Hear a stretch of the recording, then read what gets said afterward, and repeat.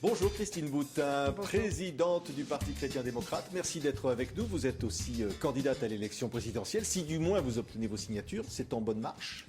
C'est en marche.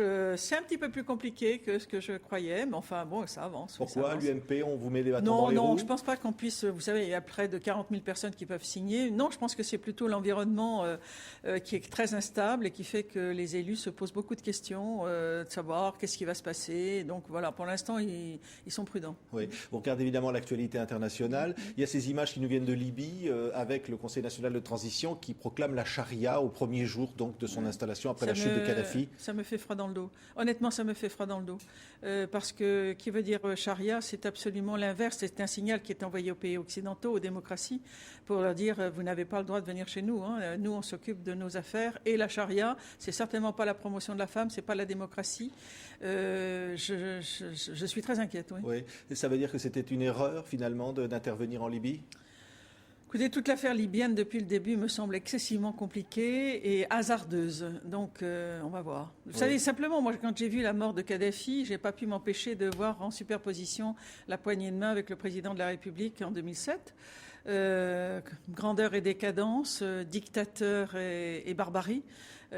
Tout ça me semble très inquiétant pour le monde arabe aussi. Oui, vous étiez ministre à l'époque du logement de Nicolas Sarkozy, lorsqu'il a été reçu, Kadhafi, à Paris. Vous aviez eu envie de dire ce que vous pensiez à l'époque? Oui, mais je n'ai pas pris la parole. Je l'ai prise dans d'autres domaines où j'étais plus reconnue comme compétente, même s'il n'était pas dans le cas de mon ministère. Là, c'est les affaires internationales. C'est Ramayad qui avait pris la parole à l'époque.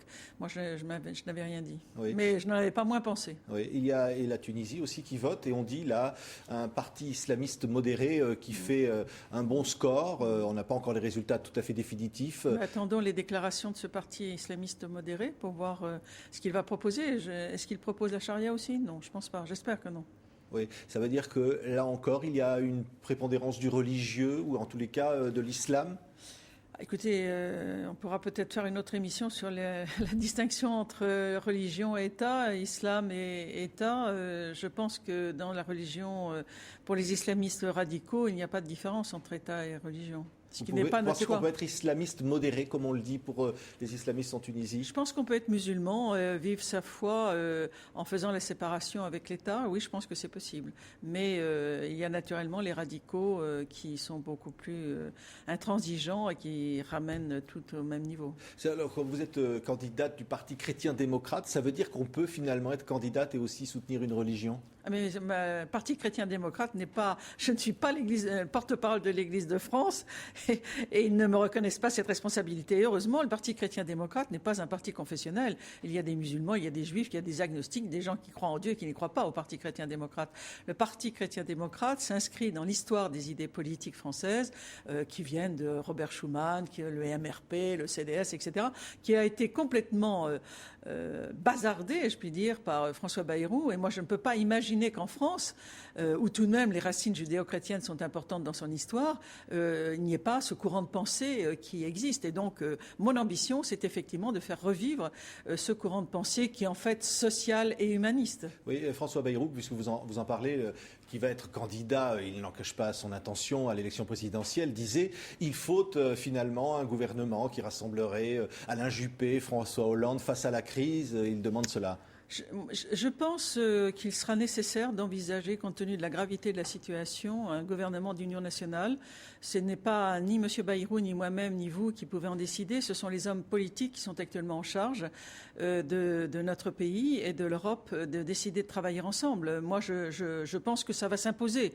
Pour l'instant, nous sommes avec nos petits moyens dans la perspective d'élection présidentielle quand on est responsable politique. Mais je pense que la réalité gouvernementale, la réalité de la crise européenne, nationale, européenne et mondiale va nous imposer ce gouvernement d'union nationale. C'est-à-dire que vous seriez prête à travailler avec des gens, des socialistes par exemple? Dans un cadre d'union nationale, oui, bien sûr. bien Oui. sûr. Mais je crois vraiment, je ne veux pas être catastrophiste et inquiéter mes concitoyens, parce que je pense que cette crise qui est inéluctable, que je dénonce depuis fort longtemps par rapport à la crise des valeurs, en particulier des repères, de la structure, de la place de l'homme, eh bien nous arrivons au terme et qu'à partir de cette crise, il va nous falloir construire une nouvelle société pour le XXIe siècle. Et c'est ce que je propose. Et donc je pense qu'il y a au contraire beaucoup d'espérance dans tout cela. Remettre l'homme au cœur. Aujourd'hui, il n'est pas acceptable que la personne humaine soit une variable d'ajustement par rapport à des priorités économiques ou Vous êtes boursières. favorable à ce que propose le pape, par exemple, qui veut la création d'une autorité mondiale face finalement à la crise économique Je pense pour la solidarité? Je pense que la solidarité est quelque chose qui est indispensable. La notion, vous savez, beaucoup de nos valeurs vont être mises en cause. La valeur de la gratuité, tout ce qui est, par exemple, le bénévolat qui n'est pas reconnu, le travail des femmes qui n'est pas reconnu à son juste niveau, tous ceux qui rendent service, cette solidarité, elle doit être reconnue. Aujourd'hui, elle ne l'est pas. Eh bien, c'est une valeur qu'il va falloir défendre. Aujourd'hui, quand le pape propose cette autorité, est-ce que c'est une autorité? Moi, je ne veux pas d'un gouvernement mondial. Et je ne pense pas que ce soit ce que souhaite le Saint-Père, mais qu'il y ait une prise en compte de la solidarité. Est-ce que vous savez aujourd'hui, monsieur, qu'il meurt toutes les 6 heures autant de personnes par la faim que lors des attentats du 11 septembre? Est-ce que vous le savez, ça?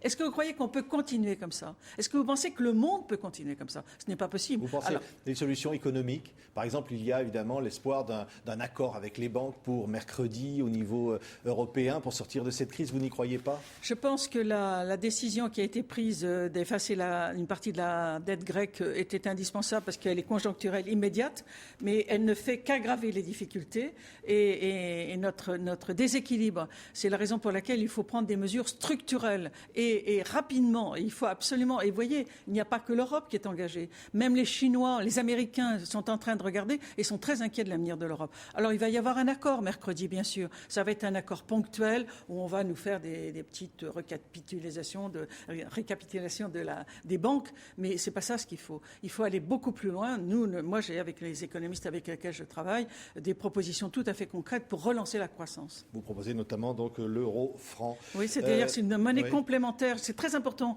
Vous avez l'euro qui est gardé pour les échanges internationaux, les investissements, l'épargne, et puis on relance nationalement une monnaie qui est bien la monnaie commune, l'euro-franc, qui permet les échanges et le pouvoir d'achat. Votre ancienne collègue du gouvernement, Rachida Dati, a eu des mots très durs contre François Fillon qui veut s'implanter à Paris aux législatives. Vous l'avez soutenue, Rachida Dati, vous la soutenez encore? Bien sûr, Elle pourrait être exclue de l'UMP. Vous savez, ça, c'est pas très grave. L'exclusion n'est pas la chose la plus fondamentale. Ce qui est important, c'est l'avenir de notre pays, l'avenir de la France. Rachida a l'intention, je crois, de se présenter. Je comprends qu'elle dénonce un certain nombre de choses. Merci d'avoir été notre invitée. Christine Boutin, donc candidate à l'élection présidentielle et présidente du Parti chrétien-démocrate. Merci. Merci à vous.